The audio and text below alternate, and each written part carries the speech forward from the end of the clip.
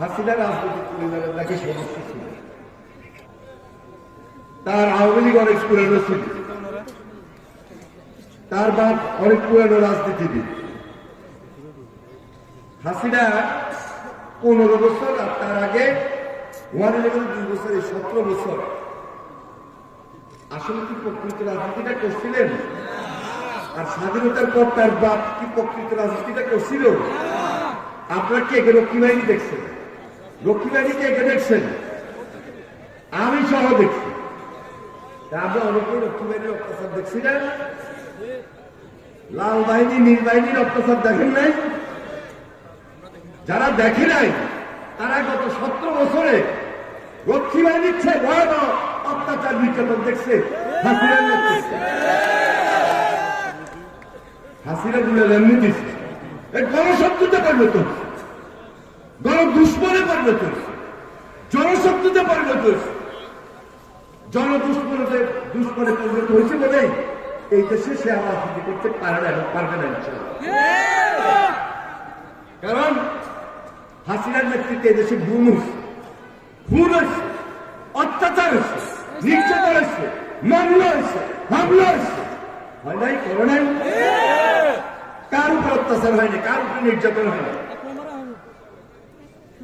আমরা প্রত্যেকটা লোকই তো অত্যাচারী, প্রত্যেকটা লোকে আমরা নির্যাতিত। এক ব্যক্তির শাসনে ফ্যাসিবাদ সৃষ্টি হয়েছে,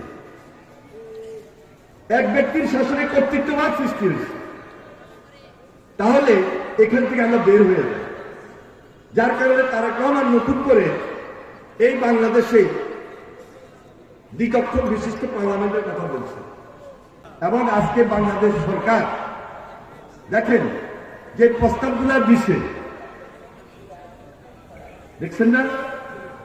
শাসন ব্যবস্থায় কিছু কিছু সংস্কারের কথা বলছে না, অনেকটা তো মিলে যায়। দেখ, এই সংস্কারগুলো করতে বেশি দিন সময় লাগার কথা না।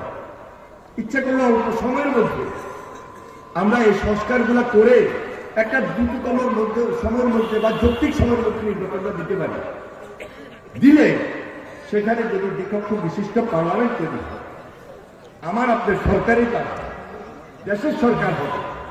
তবে যারা বিগত 15 বছর দুর্নীতি করছে, যারা বিগত 17 বছর অত্যাচার করছে, নির্যাতন করছে, গুম করছে, খুন করছে, এদের বিচার তো সবার আগে আমরা চাই।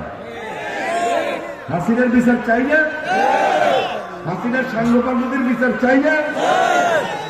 আর এই সরকারের কাছে তো আমাদের প্রত্যাশা, দেখো, এই সরকারের কাছে তো আমাদের প্রত্যাশা এখানেই বেশি আন্দোলনের ফসল হিসাবে, যে এই প্রফেসর ডক্টর মোহাম্মদ ইউনূস তিনি একজন নোবেলের শান্তি পুরস্কার প্রাপ্ত লোক, বিজ্ঞ লোক, বয়স্ক লোক, সেও তো অত্যাচারিত ছিল, সেও তো নির্যাতিত ছিল। তাকে তো সাজা দেওয়ার জন্য বিভিন্ন ভাবে মামলা দিয়ে তাকে আমরা এনে দিচ্ছি।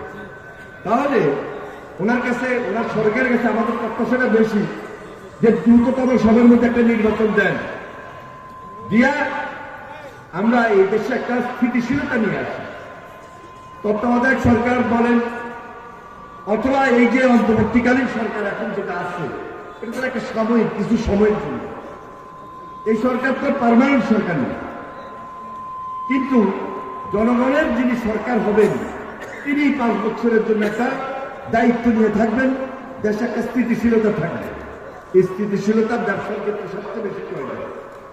দেশের অর্থনীতি যেন সমৃদ্ধিশীল থাকে, দেশের আইন শৃঙ্খলা, নিয়ম নীতি, এগুলোর যে একটা স্থিতিশীলতা প্রয়োজন, এই জন্য একটা জনগণের নির্বাচিত সরকার খুব বেশি প্রয়োজন। এই আবদারটুকু আমরা করছি। জামাতে ইসলামী ওনারাও আমাদের সঙ্গে কিন্তু সময় অসময়ে দুঃসময় ছিলেন। এমন কোন বিরোধ তাদের সঙ্গে সৃষ্টি করা যাবে না। গায়ে পড়ে যদি কেউ জগড়া করতে আসে, দায়িত্বশীল দল হিসাবে অবস্থান থেকে আমাকে কিন্তু অনেক কিছু ওভারলুক করতে হবে।